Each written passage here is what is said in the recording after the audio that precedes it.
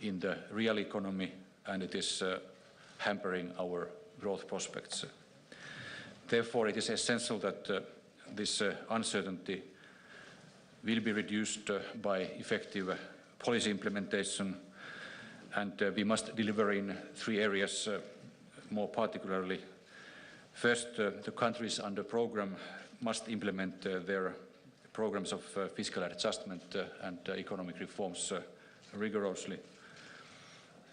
Second, the decisions of the Eurozone summit in July on the Greek package as well as on the European Financial Stability Facility and European Stabilisation Mechanism must be finalised, ratified and implemented.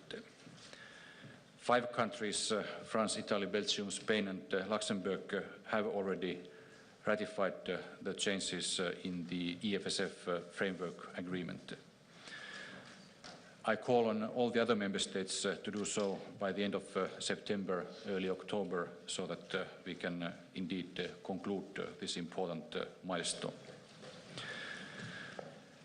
Concerning the EFSF, as Jean-Claude Juncker already said, the agreement to reduce interest rate margins and to extend maturities for loans granted to Ireland and Portugal is in line with the Eurozone summit decisions, and it's very good news as it will help to enhance liquidity and contribute to the debt sustainability in both countries, Ireland and Portugal.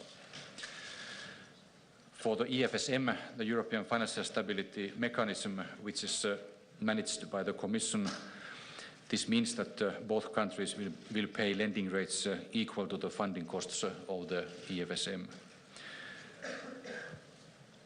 The reduction in the margin will apply to all installments, that is both future but also past disbursements. Let me now turn to Greece. After an interruption of the Troika mission for some 10 days to give time to the Greek government to complete its work, our experts went back to Athens earlier this week to provide technical support for the authorities in their efforts to close the fiscal gaps this year and next year, and to ensure that the economic reforms under the programme are fully implemented, as these are key for fiscal prospects, future growth and jobs in the country.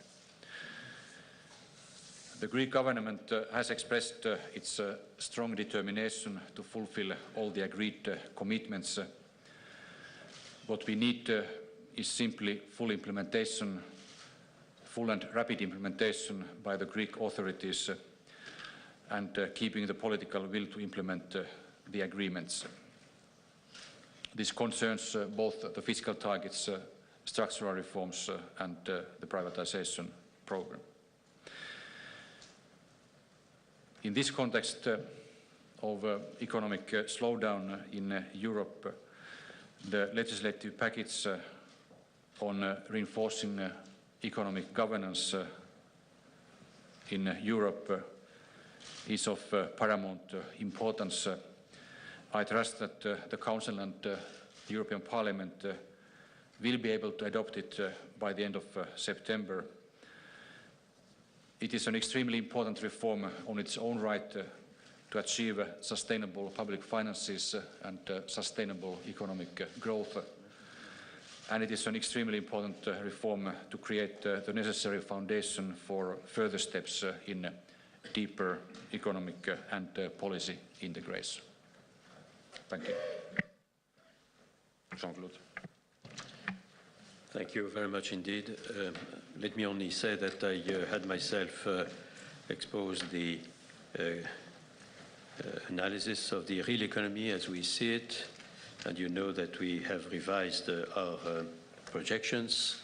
They are now lower by 0.3% for this year and 0.4% for next year, with the balance of risks on the downside. And this, of course, captures what has happened at the global level, as well as what we have observed in the euro area. I I'm very much in line with what has been said by Jean-Claude and by Oli in this respect.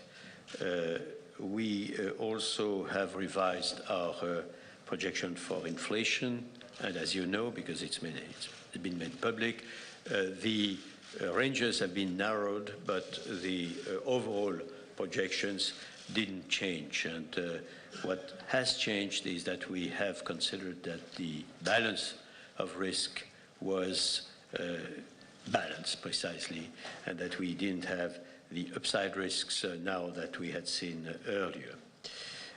All that being said, I mentioned also that we had an anchoring of inflation expectations, which was confirmed, was very, very solid, I have to say, and was preventing us from the risk of materialization of the risk of inflation as well as the risk of deflation. As regards the present situation, we draw the attention of all participants of the Eurogroup that it was essential that all the decisions taken, both individually and collectively, would be implemented fully, comprehensively, and rapidly, as has been committed by the heads of state and government in all, absolutely all domains, and that it was something which was essential. We also said that all countries had to be ahead of the curve in our view and convince all observers, investors, savers, their own household, that they were creditworthy, that they could inspire confidence. As regards the country concerned, we are in agreement with what has been said. Of course, speaking of Greece, we are working in liaison with the Commission, and I would echo that the full substantiation of all targets that had been determined is essential. It calls for full implementation. We will look at it at the moment where our mission chief, after the work of the technicians, which is taking place, and on the basis of the new decision of the Greek government, would be fully analyzed. I have to say that this deals with both the fiscal measures and the structural reforms, which are of the essence. And I have to say also that we insist very much on improving governance, and there is work in progress under the Polish presidency now on the famous 6 packs. Thank you. Klaus. Thank you. Let me just add a few words on what we are doing at the EFSF. First, of course, we continue to provide financing in the context of the Irish and Portuguese program. As Prime Minister Juncker and Commissioner Rehn mentioned, these two programs are going well. The Troika has provided us with a positive assessment, so that's the basis for us to play our role as agreed earlier this year, and we plan to go to the market during the fourth quarter of the year to mobilize around 7 billion euro to support the adjustment program in Ireland and Portugal. And once and when the decisions have been taken on Greece, of course the EFSF would get involved in all aspects of that program. And I have no doubt that the EFSF will be able to mobilize the resources required. As you know, we very successfully went to the markets 3 times already this year, in January and in June. We have become now a well-recognized AAA issuer in global markets. We have a very stable and diversified investor base, diversified in a geographical sense and by investor type. And we have exceptionally strong interest from Asia, which is a particular stable investor. So the last point is we are working also on implementing the new tools that were decided by the summit on the 21st of July, the new tools that the EFSF will have available once the ratification process of EFSF is finalized. As Prime Minister Juncker mentioned, we have the political signature from all member states. Several member states have already done the legal work in their parliaments, and we expect the overall process to be concluded by mid-October. By that time, we have to be ready, and we will be ready, to use these new instruments that the summit gave to the EFSF, precautionary arrangements, recapitalization of financial institutions, interventions in primary and secondary markets. We will be able to do that once the parliaments have concluded their process. Thank you. Yes, please. Madam. Take mine. No problem. Sylvia Wadler from CNBC. A couple of questions, if I may. President Trichet, first one to you. You urged politicians to act decisively after the central bank intervention, the coordinated central bank intervention we've seen yesterday. Are you confident after this meeting that this decisiveness is forthcoming? And then, if I may, to you, President Juncker, with your microphone. You talked about coordinated action on a global basis after talking with Timothy Geithner.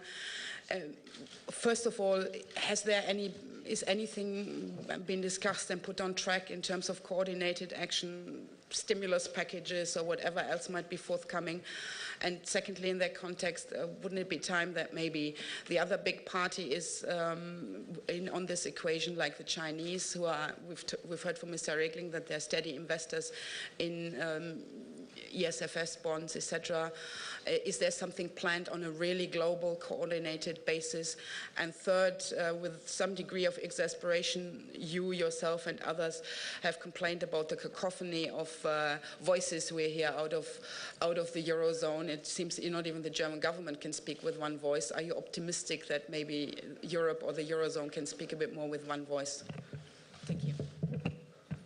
No. But we have to come back to verbal discipline, because we cannot add controversial material to the already existing problems. So I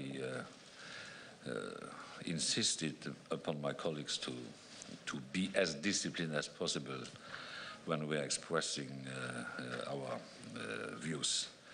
As far as your second question is concerned, I was referring, by saying what I was saying, to the agreed language we adopted at the recent G7 meeting in Marseille, so there is nothing new in that respect, because you do know that we have slightly different views from time to time with our US colleagues when it comes to fiscal stimulus packages. So we don't see any room of maneuver inside the euro area which would and could allow us to launch new fiscal stimulus packages. That will not be possible. We cannot put